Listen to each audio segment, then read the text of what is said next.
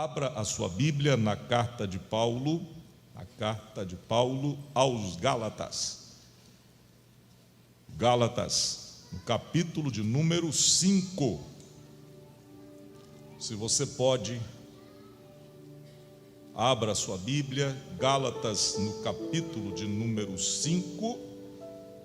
O versículo que nós vamos ler é a partir do versículo de número 16.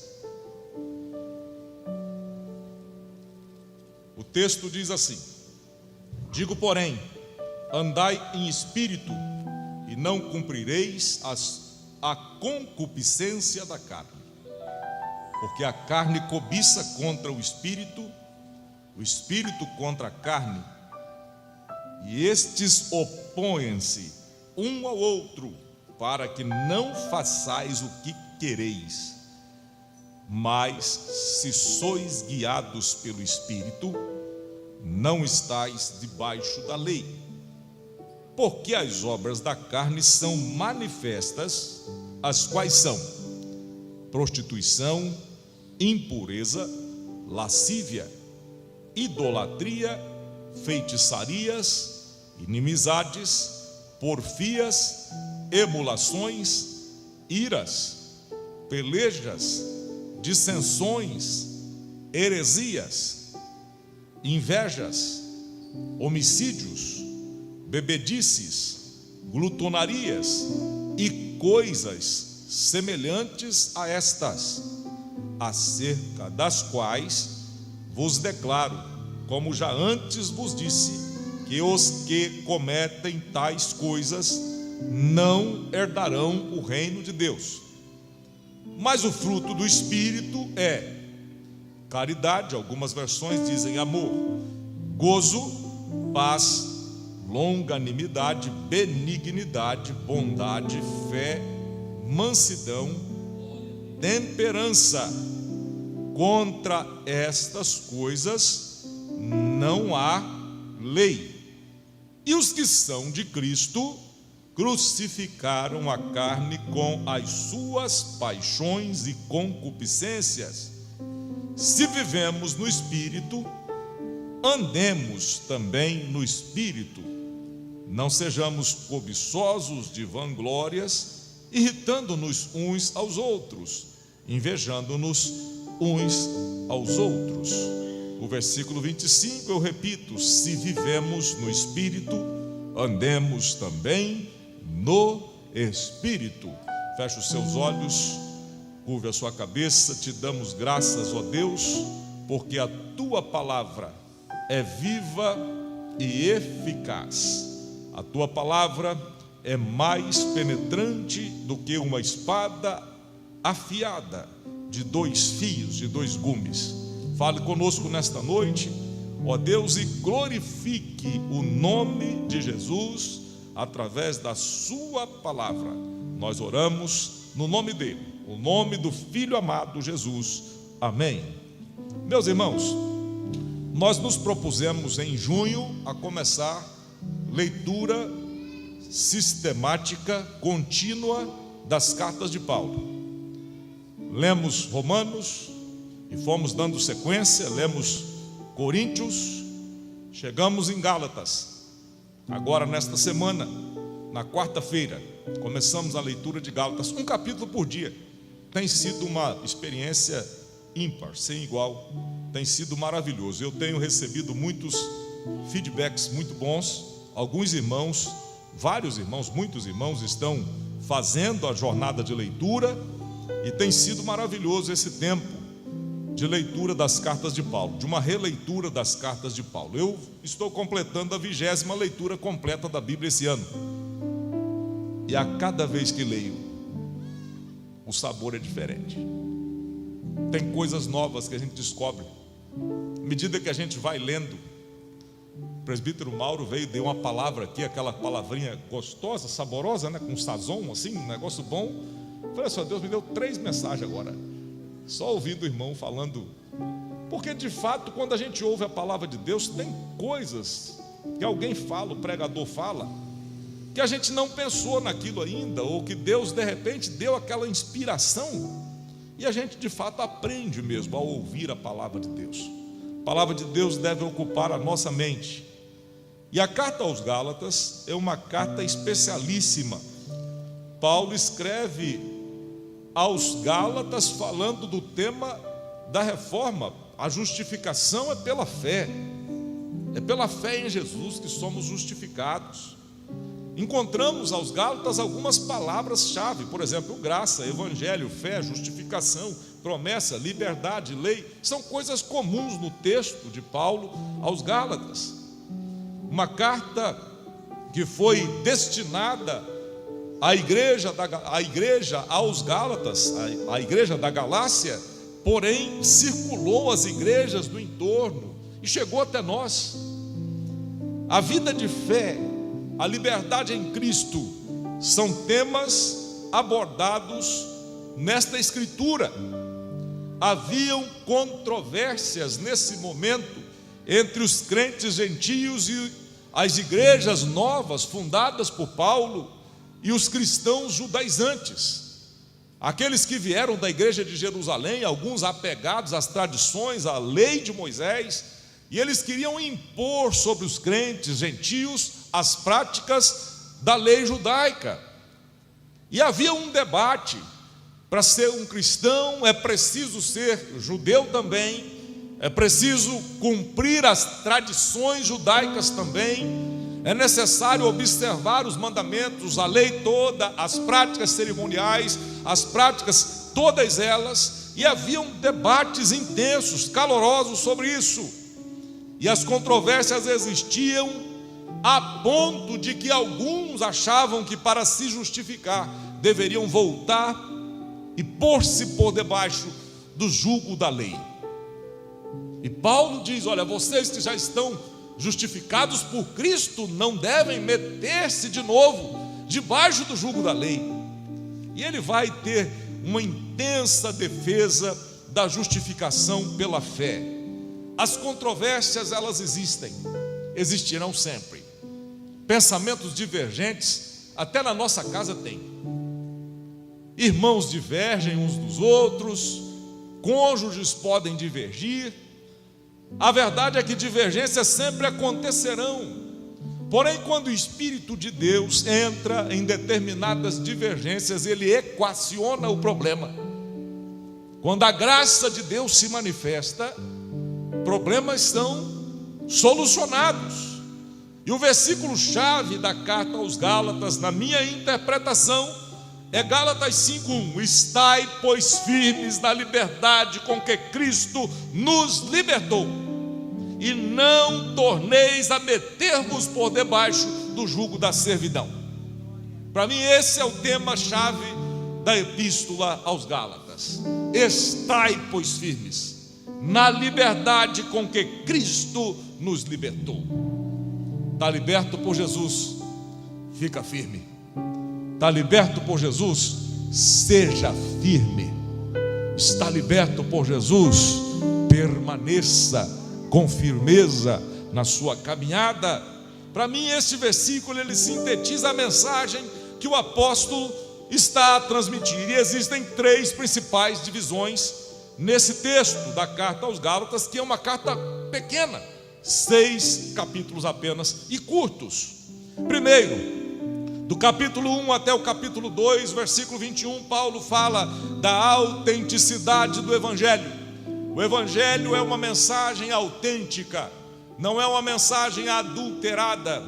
O Evangelho não é uma mensagem, não é falsificado. O verdadeiro Evangelho não é adulterado no seu conteúdo, não tem mistura. O verdadeiro Evangelho é contra a falsidade ou contra a falsificação. A verdadeira mensagem do Evangelho não pode e não será Evangelho se for adulterada, corrompida ou misturada. Então o Evangelho deve ser autêntico.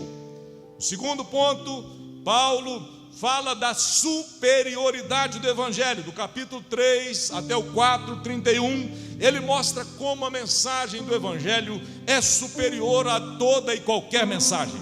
A mensagem do Evangelho é superior à maior das filosofias. A mensagem do Evangelho é superior a qualquer conteúdo que haja sido produzido por alguém. As obras da literatura, e temos grandes obras da literatura mundial, não se comparam às Escrituras e não se comparam ao Evangelho. O Evangelho, ele é o poder de Deus para a salvação, para a transformação de todo aquele que crê. Quem pode adorar a Jesus pode fazer isso, porque o Evangelho é maior, é superior a qualquer conteúdo. Existem obras grandiosas da literatura mundial, muitas delas inigualáveis, mas nada se compara à mensagem sublime, à mensagem eficaz do Evangelho, que é poder de Deus. Glória ao nome de Jesus. O Evangelho é superior a qualquer das obras já produzidas. É maior do que sistemas, é maior do que pessoas, é maior do que tudo. E por fim, a partir do capítulo 5, Paulo fala da liberdade que o Evangelho traz. O Evangelho liberta, o Evangelho transforma, o Evangelho tira o homem dos grilhões, do pecado, de si mesmo e de tantas coisas. O que liberta alguém é o poder do Evangelho. Não é o ritual religioso, não é estar filiado a esta ou aquela congregação religiosa. O que liberta o homem é o poder do Evangelho. O Evangelho traz liberdade verdadeira para aquele que crê. Algumas ilustrações. Uma família está numa guerra, o país está fechado, tem um problema muito sério, e eles têm crianças, e eles estão cercados, a polícia fazendo ronda nos quarteirões, está faltando luz, está faltando água, está faltando comida, e aquela mãe arquiteta e mãe Esté com seu marido, um jeito de fugir, para escapar e dar vida para os seus filhos, e eles preparam um plano, organizam tudo. Quando as luzes apagam, quando os guardas estão longe, junta todo mundo, sai correndo, atravessa a rua, vai para o outro bairro, pula um muro aqui, vai para a divisa, vai para a fronteira, ufa, chegou do outro lado. Qual a sensação que alguém tem quando isso acontece? Qual a sensação que alguém tem quando escapa por um triz da morte? Qual a sensação que alguém tem quando escapa de uma prisão? Um prisioneiro de guerra vai ser executado no dia seguinte, mas ele consegue, quando o guarda cochila, ele consegue uma brecha e ele escapa, ele foge e ele vai para o outro lado das trincheiras e escapa no meio da noite, mas ia ser morto amanhã. Uma moça está presa às drogas, filha de boa família, criada com tudo, mas agora cedendo às brincadeiras, à pressão social, à pressão dos amigos, ela experimentou o crack pela primeira vez, ficou viciada, perdeu-se e transformou-se em um cadáver em pé. E agora, de repente, alguém lhe diz: há esperança, tem jeito, você pode mudar. Alguém para debaixo do viaduto e diz assim: ainda tem jeito para a sua vida. E aquela mensagem resolve brotar no coração daquela moça, e de repente ela sai e diz assim: eu volto para casa hoje, eu saio das drogas agora. E ela fica livre, transformada. As três situações: a pessoa está quase morta e escapou, a família está quase destruída, escapou, ia morrer amanhã, mas escapou. Alguém foi tirado das drogas e escapou. Isso é liberdade. Liberdade é estar solto, é um substantivo feminino, é um grau de independência legítima do indivíduo, de uma nação ou de um povo. Liberdade não se negocia, liberdade não está em xeque.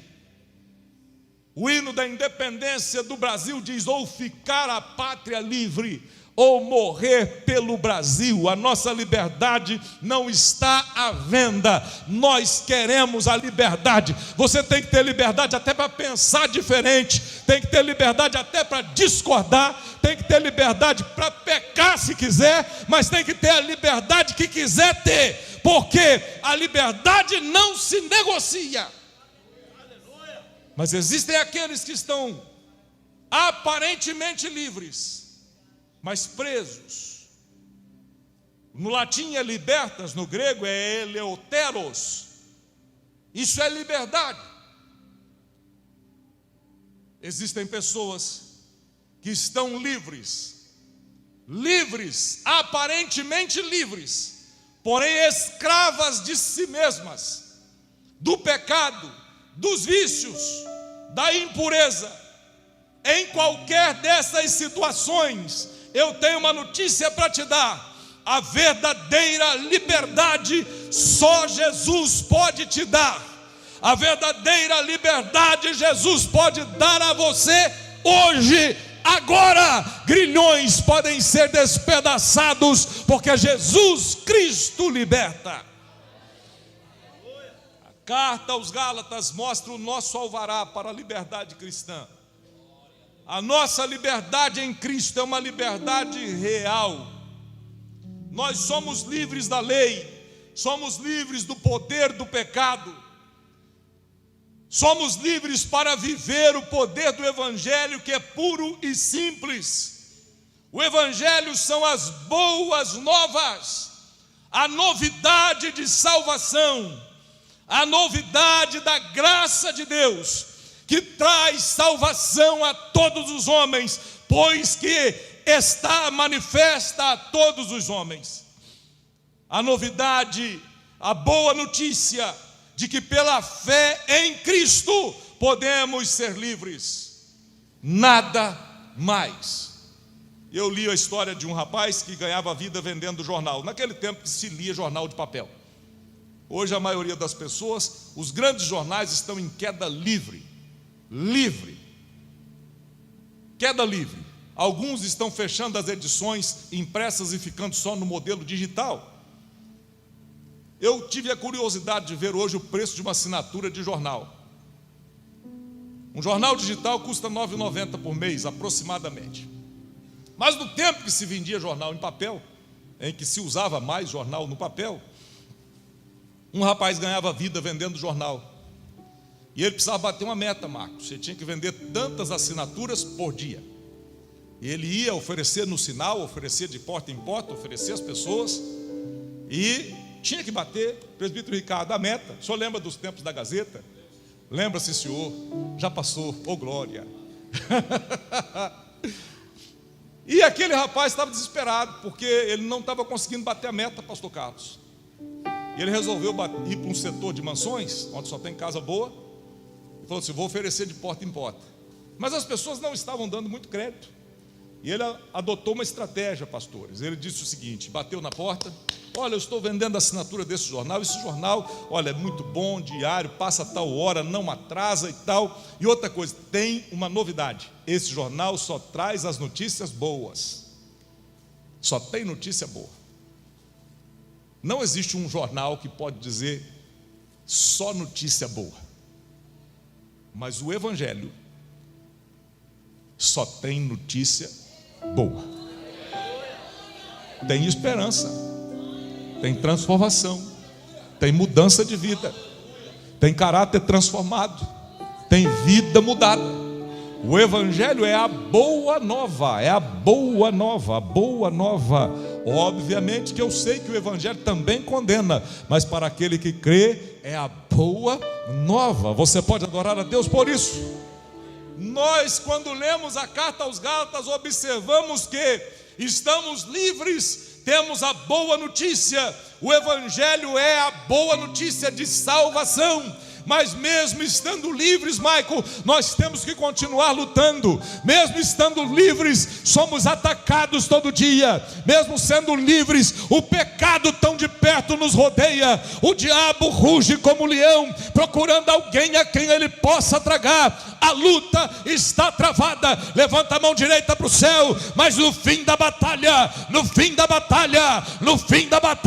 pode levantar a mão e pegar essa vitória. Deus te coroará. Deus te coroará. Deus te coroará. Quem pode dar glória a Deus por isso? A luta está renhida, mas a batalha tem uma vitória final, e o nosso Cristo é vencedor para sempre, vencedor pelos séculos dos séculos. Está sentindo a presença de Jesus aqui? Pode adorar o nome dele. Aleluia. E aí chegamos no versículo 16. Ele diz assim: glória a Deus. Digo, porém, andai em espírito, e não cumprireis as concupiscências da carne. A luta está travada, mas há um conselho: andai em espírito, para não cumprir as concupiscências, a inclinação da carne.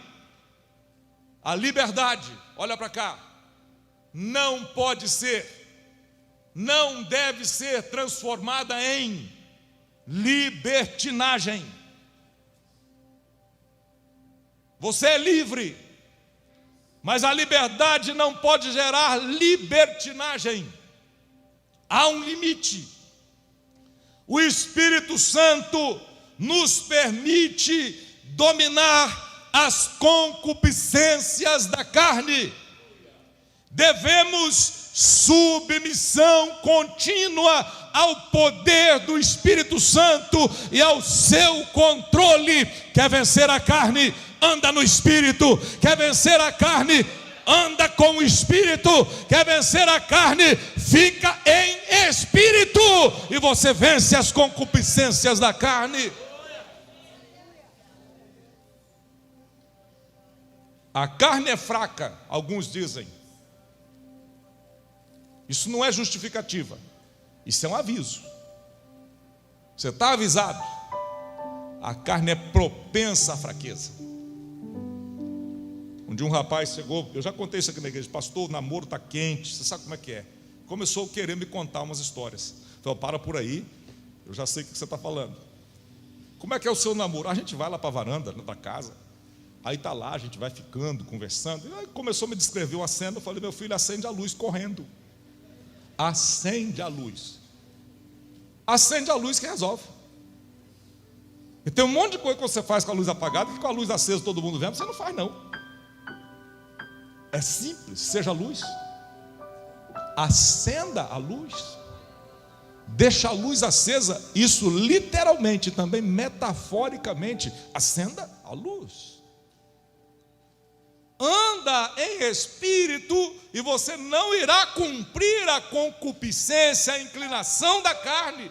A explicação: andai em espírito e não cumprireis a concupiscência da carne. A carne é um veículo poderoso que é propenso a produzir fraqueza, que é propenso a derrubar você. Mas se você anda em espírito, quem vai mandar é o Espírito, não é a carne que vai mandar. Quem manda é Ele, quem governa é Ele. Pode dar glória de 50 quilos, não tem problema, é Ele que manda, é Ele que governa. Ande em espírito. Versículo 17: porque a carne cobiça contra o espírito, o espírito contra a carne, e estes opõem-se um ao outro, para que não façais o que quereis. Cobiça, no dicionário Strong, é uma palavra que dá a ideia de desejo, ansiar avidamente, ambicionar. Essa palavra não dá ideia de objeto do desejo, ela enfatiza a intensidade. A carne combate contra o espírito intensamente. Intensamente. Não é briga de formiga. Está vendo meu amigo Iures ali atrás? Lembrei da história da briga de formiga, pastor Vinícius. Não. Como é que era o nome? É a Tuti, né? Uns negócios assim, coisa de Iures, né? É briga de titãs. A carne se levanta, e ela se levanta mesmo. É propensa à fraqueza, mas não brinque com ela. Não brinque. Ande no espírito. A carne cobiça contra o espírito. A luta é intensa. Esses dois são diretamente opostos. Isso a gente vai evidenciar pelas obras da carne, pelo fruto do espírito. O conflito é implacável. E olha para cá, você não vence essa luta pelo seu próprio poder. Eu não venço essa luta por mim mesmo. Você não é Mulher Maravilha. Você não é Iron Man, Homem de Aço. Você não é o Superman, não é. Você depende da graça de Deus. Eu dependo da graça de Deus. Nós precisamos da graça de Deus. Sem a graça de Deus, a gente entra em desgraça e fica sem graça. Mas com a graça de Deus, nós podemos vencer tudo isso. Quem pode dar glória a Deus, diga glória a Deus por isso. A luta é intensa. E você não vence essa luta por si mesmo. Olha para cá. Você não consegue sozinho. Para vencer essa luta, é necessário depender de Deus. É necessário estar em Deus. É necessário andar em espírito. E esse é o nosso desafio diário. Que grata lembrança Paulo nos dá com a leitura da carta aos Gálatas. Andem em espírito. Andem no espírito. Em Romanos, no capítulo 7, a partir do versículo 15, Paulo fala do homem interior que tem prazer na lei de Deus, mas na sua carne ele tem outro comportamento. Ele fala que ele não faz aquilo que ele quer, que ele não faz aquilo que ele sabe que é certo, que o mal que ele detesta é esse mal que ele faz. E no versículo 24, João Luiz, ele diz assim: que miserável homem que sou, quem me livrará do corpo dessa morte? Ele diz: eu não consigo fazer o que eu sei que deve ser feito. Eu não consigo fazer o que é certo. E se Paulo disse isso, o que é que eu tenho que dizer? A luta é intensa.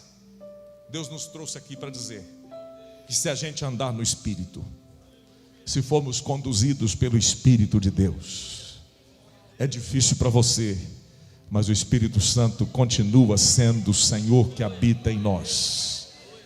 O Espírito continua preenchendo a nossa vida, o nosso coração, e se Ele está dentro, pode ter certeza, a vitória é certa. Pregador da Igreja do Povo em Toronto, o Dr. Oswald Smith, escreveu grandes livros. Eu tenho predileção pelos seus escritos, seus livros. Ele escreveu um livro onde ele contou um testemunho que ele estava para batizar uma criança, um adolescentezinho, né, já pré-adolescente, 12, 13 anos, e na hora de tomar a profissão de fé, irmã Esther, ele fez a pergunta: meu filho, você crê que Jesus é o Senhor e Salvador da sua vida? Creio. Está disposto a obedecer a palavra de Deus? Aquelas coisas que a gente pergunta: estou disposto. Mas escuta, e se Satanás vier bater na porta do seu coração? O menino olhou para ele: ó, o Espírito Santo está aqui dentro, vou pedir o Espírito Santo para atender a porta. Se ele bater na porta, o Espírito Santo atende. Isso é o que dá quando o Espírito Santo atende a porta? O diabo tem que correr. Deixa o Espírito Santo tomar conta. Eu parafraseei, obviamente, que esse texto está em inglês, é outra dinâmica, mas eu quero te dizer: se o Espírito Santo atende a porta, o inimigo não tem espaço para entrar no seu coração. Se o Espírito Santo atende a porta, o inimigo não vai entrar na sua mente. Se o Espírito Santo atende a porta, o inimigo não vai controlar as suas ações, não vai controlar o que você faz, o que você pensa. Então deixa o Espírito Santo governar. Ele é Deus habitando em nós, o Espírito habita em nós, Ele mora em nós. Paulo diz: vocês não sabem que vocês são o templo do Espírito Santo que habita em vós? Ele está em você, Ele se move em você. Oh glória! O Espírito habita em nós. Está sentindo a presença de Deus? Dê glória a Deus. Aleluia! Há uma luta evidente, e aí essa luta nos leva a um conflito de todo dia. Quem de nós não enfrenta as tentações diárias? Somos tentados todo dia. Somos tentados todo dia. Lembrei da avó Filhinha. Estava falando sobre pecado um dia na mesa de almoço. A gente falando: não, porque todo mundo peca. A vovó falou assim: não, eu não, ué. Eu não fico pecando, não. Mas vovó, todo mundo peca. Não, eu não. Vó, você só está dizendo isso, só já está pecando só de dizer. Mas eu entendi o que ela quis dizer. Ela quis dizer que ela não ficava com posicionamento desavergonhado, tendo pecados grotescos todo dia, aquelas coisas escancaradas. É isso que ela estava dizendo. Nós temos que ter cuidado com essas coisas, mas sim, somos tentados todo dia. O hino 77 diz assim: tentado não cedas, ceder é pecar, melhor e mais nobre será triunfar. Coragem, ó crente, domina o teu mal, te espera a coroa. Pode dar glória a Deus por isso. Tem uma coroa te esperando, tem uma coroa preparada. A minha tem que ser tamanho 62, HD grande, cabeçudo, não é? Tamanho 62. Queria ter assim um formato bonito igual os senhores, né? Mas Deus me deu um HD maior um pouquinho, né? Processador grande. Domina o teu mal, te espera a coroa. Há uma coroa preparada, mas tem uma coisa: guarda o que tens. Olha para cá, guarda o que tens, para que ninguém tome a sua coroa. Isso quer dizer, João, que tem gente de olho na nossa coroa, José. Tem gente querendo tomar a coroa, dar um tapa na coroa, jogar a coroa e fazer com que você perca o seu galardão. Mas vai chegar o dia, irmã Esther, que a gente chega no céu, recebe a coroa da vitória, e quando chegar diante do trono, a gente faz igual os anciãos, a gente se prostra e joga a coroa no pé dele, porque toda a glória é dele, tudo é para ele, tudo é por ele. Pode dar glória ao nome de Jesus? Sim, é para ele. E a gente chega do outro lado lá e diz: ufa, venci, apesar dos pesares, aqui estou eu, diante do Rei da Glória. Apesar de tudo, aqui estamos nós. E eu descubro que quando chegar esse dia, a luta vai cessar. Não vai ter mais carne dominando nada, pastor Ricardo. Os vivos serão transformados, os mortos serão ressuscitados, e não mais pecado, não mais dor, não mais tentações, não mais. Quem pode dar glória a Deus, está sentindo a presença de Deus. Olha, esse povo gosta de ouvir a palavra de Deus, e olha, tem uma notícia para te dar: nesse dia não haverá mais lágrima, não haverá mais dor. Ele enxugará dos nossos olhos a lágrima, e nós estaremos para sempre com o Senhor. Glória a Deus, glória a Deus, glória a Deus. Mas se sois guiados pelo Espírito, não estáis debaixo da lei. Quem está guiado pelo Espírito vai fazer livremente o que é certo. Quem está no controle, quem está na direção, sabe para que lado vai. É o Espírito. Não se trata de uma obrigação ou de uma imposição, mas se trata de estar ligado ao Senhor por amor. Na luta entre a carne e o Espírito, a solução não é você calçar as luvas de boxe e entrar esmurrando a carne para tentar ganhar a carne no supapo. Não é para autoflagelação, não é para você se autopunir, não é para fazer como os monges do deserto, que para flagelar a carne, que eles diziam que era má, eles davam chibatadas nos próprios lombos para poder punir a própria carne. Não é você que vence a carne. Na luta contra a carne, não se trata de calçar as luvas e esmurrar a carne, mas trata-se de se entregar à vontade do Espírito Santo, de se entregar ao Espírito. Versículo 19 até o 21, vamos caminhando para o final. Paulo fala das obras da carne. E o texto diz: porque as obras da carne são manifestas, as quais são prostituição, impureza lascívia, idolatria, feitiçaria, inimizade, porfia, emulação, ira, peleja, dissensão, heresia, inveja, homicídio, bebedice, glutonaria e coisas semelhantes a estas. E ele mostra que as obras da carne, obras perversas, existem outras listas bíblicas. Marcos 7, verso 20, Romanos 1, 29. Jeremias 17, 9, o profeta diz assim: enganoso é o coração, Coração não é coisa boa. Não estou falando do órgão físico que bombeia. Eu estou falando do coração como as emoções. Eu estou te guardando no meu coração. Em alguns casos eu agradeço, muito obrigado, não põe eu aí não. E tem alguns corações que são ruins. Estou falando igual o povo da roça, né?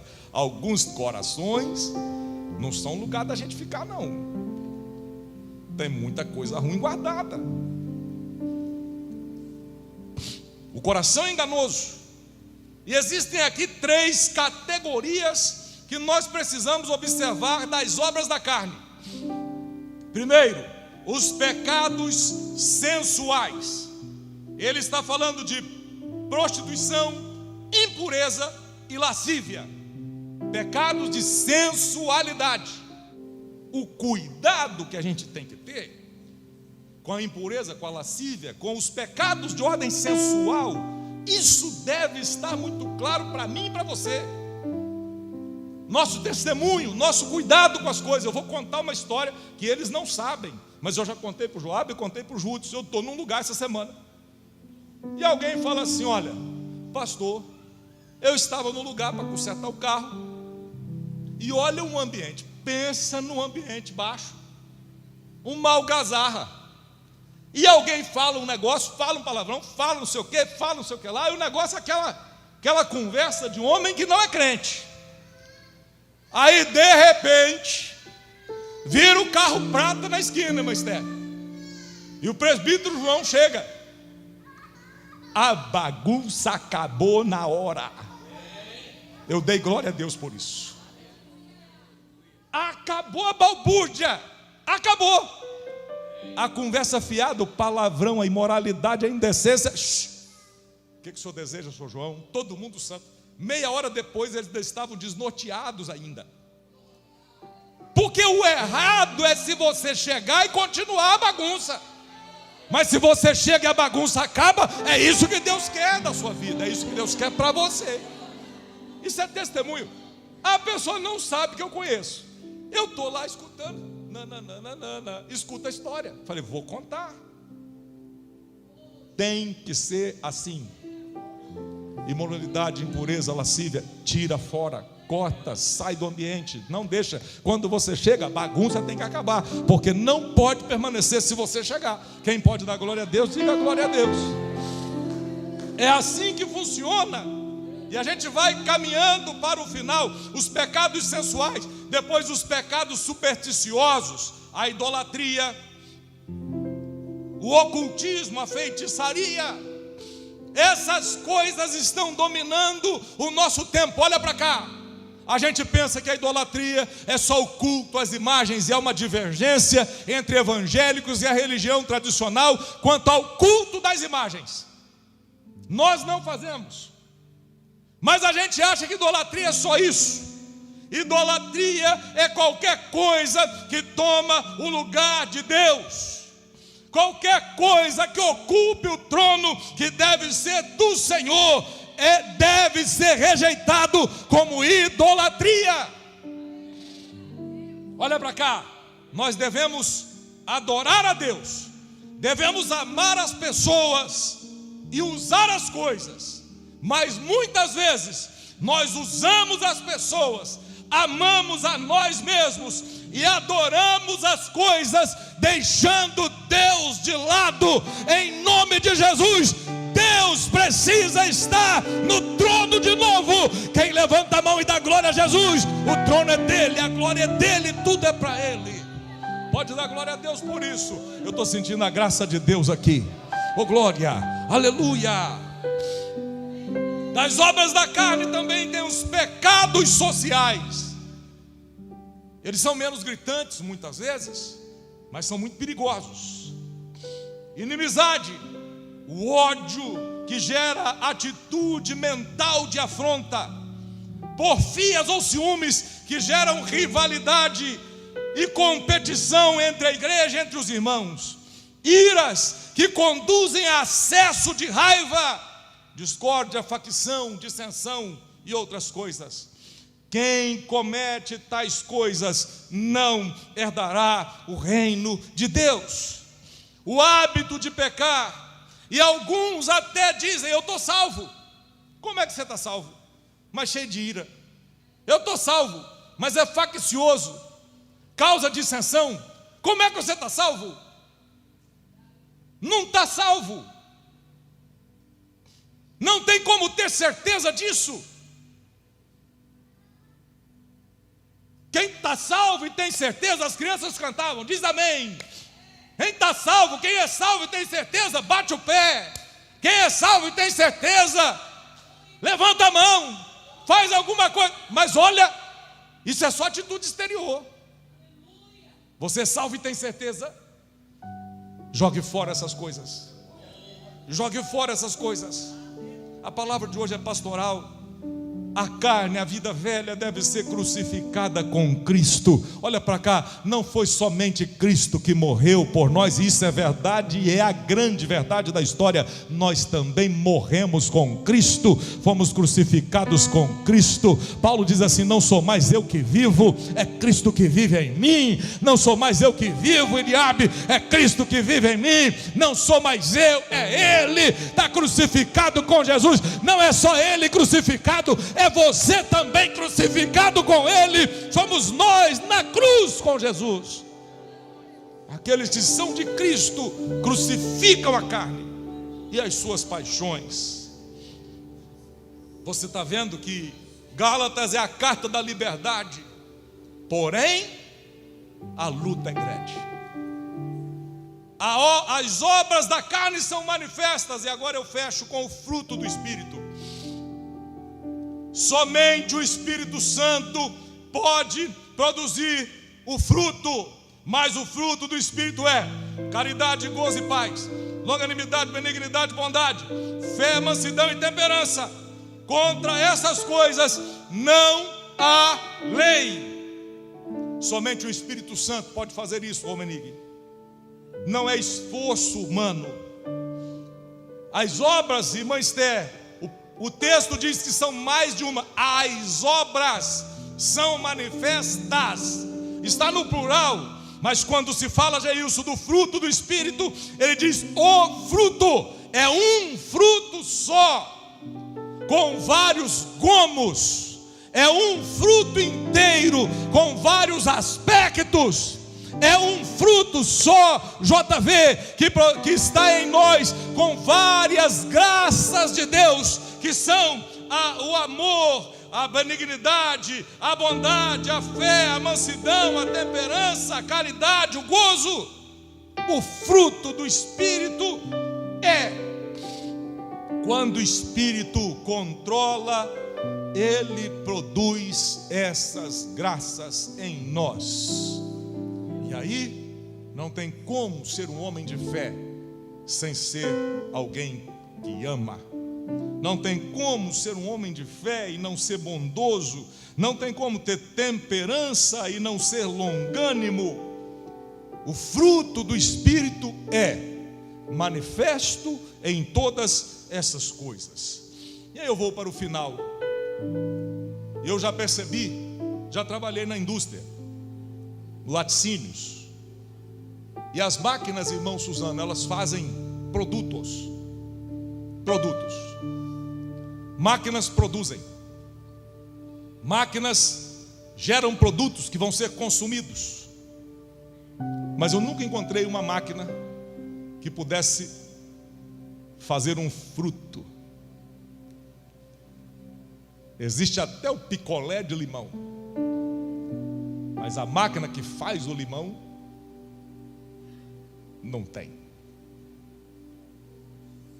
Tem a máquina que pode produzir lá o laticínio, o produto, mas o fruto, o capim que é digerido, que vai virar leite, vai virar bife, fruto, não tem jeito.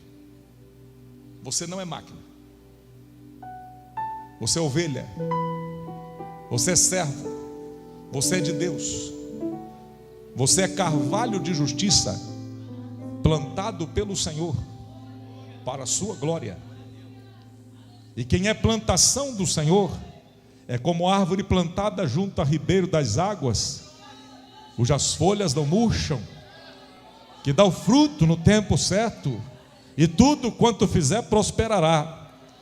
Você não está fazendo um produto, você tem que gerar um fruto. Quem pode dar glória a Deus? Dê glória a Deus. Qual a ideia que a gente tem quando a gente fala de obra? Irmão Mauro é da obra. Quando a gente fala de obra, a gente pensa assim, ó, massa, caixote, pedreiro, martelo, pá, colher, régua, nível, prumo, essas coisas todas, desempenadeira. Quando a gente fala de obra, a gente fala de trabalho, de suor, de cansaço físico, de labor. Mas quando a gente fala de fruto, a gente pensa em beleza, em algo que se desenvolveu naturalmente. Quando a gente pensa em fruto, a gente não pensa em cansaço. Olha para uma maçã e você pensa em quê? Olha para uma laranja doce e você pensa em quê? Quando a gente fala de fruto, a gente pensa em coisa boa. Ninguém pensa numa pá, numa colher, numa massa, numa gritaria, num canteiro de obra. Obra da carne é trabalho, é cansaço, é problema. Fruto do Espírito é beleza, é coisa boa, é coisa do céu. Quem pode dar glória a Deus por isso? Deus te chamou para dar fruto. Quem está sentindo a presença de Deus, diga glória a Deus. Seja cheio do Espírito Santo e dê fruto para a glória do nome de Jesus.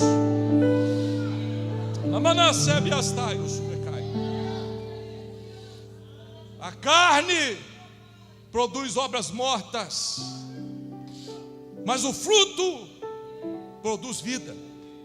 O fruto tem semente. A semente vai ser plantada, vai dar outra árvore, outra flor, outros frutos. Amor vai gerar mais amor. Paz vai gerar mais paz. Longanimidade vai gerar mais longanimidade. O fruto vai gerar mais fruto. O fruto vai glorificar mais, porque ele é por si só algo que produz algo bom. Há continuidade. O fruto vai se multiplicar. E como eu disse, amor vai gerar mais amor, benignidade mais benignidade, bondade vai gerar bondade. Outra coisa, fé vai gerar mais fé. Seja alguém de fé na sua casa, e você vai ver mais fé brotar na sua casa. Quem pode dar glória a Deus por isso? Seja alguém que dá fruto, porque o fruto vai gerar mais fruto. E nós já caminhamos para o final. Uma outra coisa, lembre-se disso: a árvore, quando dá o seu fruto, ela não consome o próprio fruto. A laranjeira não prova da laranja que produz. A árvore dá fruto para benefício de outro. Quem dá fruto não dá fruto para si. Você não está dando fruto para dizer, olha como eu sou bom, olha como eu sou frutífero, olha como eu sou uma bênção. Seja uma bênção, mas você dá fruto para outros. Você não consome o próprio fruto, você gera fruto que vai abençoar outra pessoa. É isso. Eu estou vendo Deus fazer brotar na nossa igreja gente que estava perdida, mas como fruto de oração de mãe que já morreu, já está com o Senhor, que já foi, Deus está trazendo de volta, Deus está trazendo família, Deus está trazendo uma pessoa. Tem casos que a gente dizia assim, isso aqui estava perdido, não ia ter jeito, mas eu olho assim, começo a conversar com a pessoa e começo a chorar. Olha, Deus teve misericórdia de mim, Deus transformou a minha vida, Deus me colocou de pé de novo. Olha, eu não tinha esperança nenhuma, mas olha, o fruto é isso mesmo, irmã Michele, minha comadre. Olha só, a gente dá fruto, é para abençoar os outros. Tem coisa que vai acontecer na sua geração que vem depois, é no filho do seu filho, e você vai ver a bênção chegar sobre a sua família.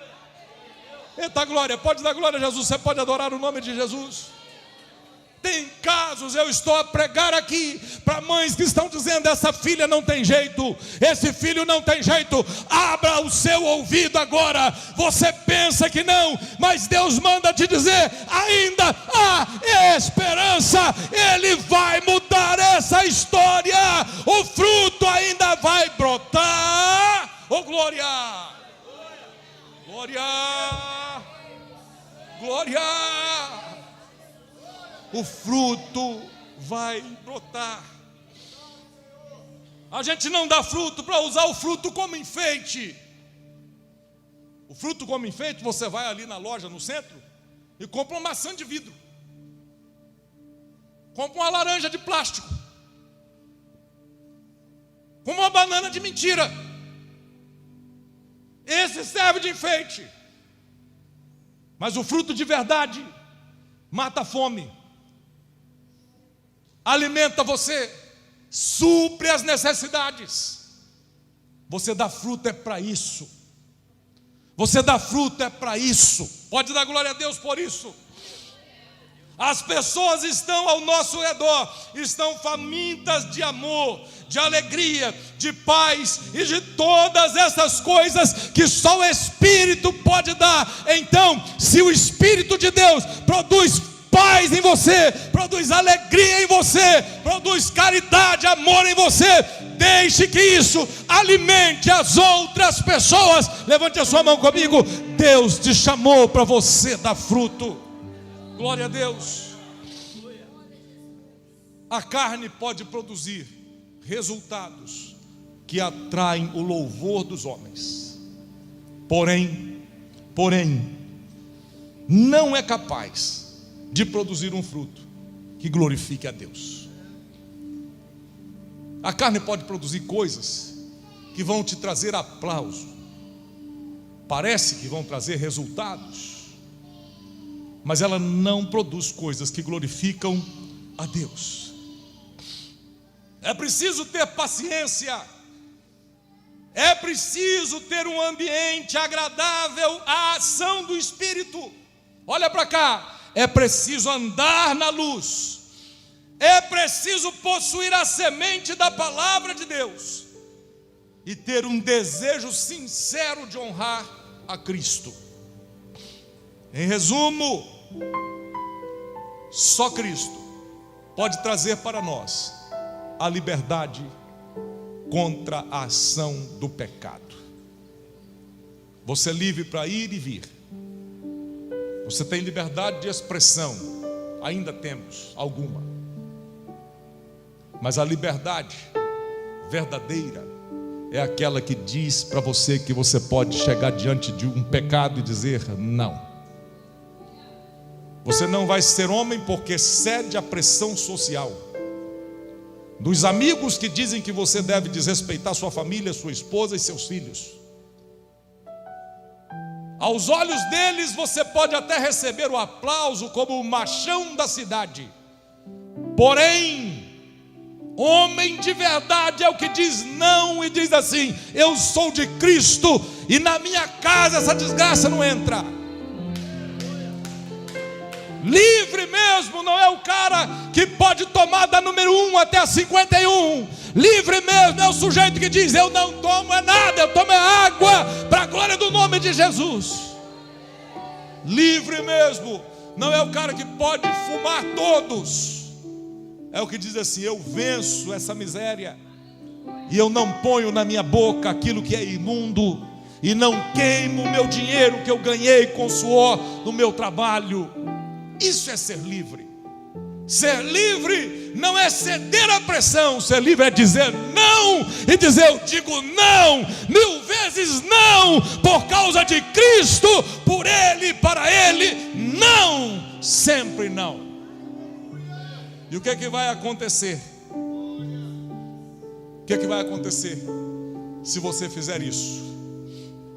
O Espírito vai ganhar a carne, e você glorificará o Senhor com a sua vida.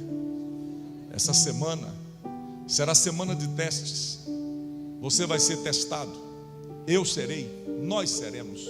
O inimigo não está brincando de ser quem ele é. Porém, nós que somos de Cristo, andemos no Espírito, fujamos da aparência do mal. Tenhamos cuidado. Vigie. Não fuja só do mal, fuja da aparência do mal. Tem coisa que nem é mal em si, mas fuja da aparência. Tenha cuidado. Glorifique a Cristo nas mínimas coisas. Seja fiel nas pequenas coisas. seja fiel no pouco, e o Senhor diz: no muito eu te colocarei. A graça do Senhor Jesus, o amor de Deus, o nosso Pai, e a comunhão do Espírito Santo seja com todos que amam e aguardam a vinda de Jesus. Todos que esperam a vinda de Jesus, digamos juntos: amém.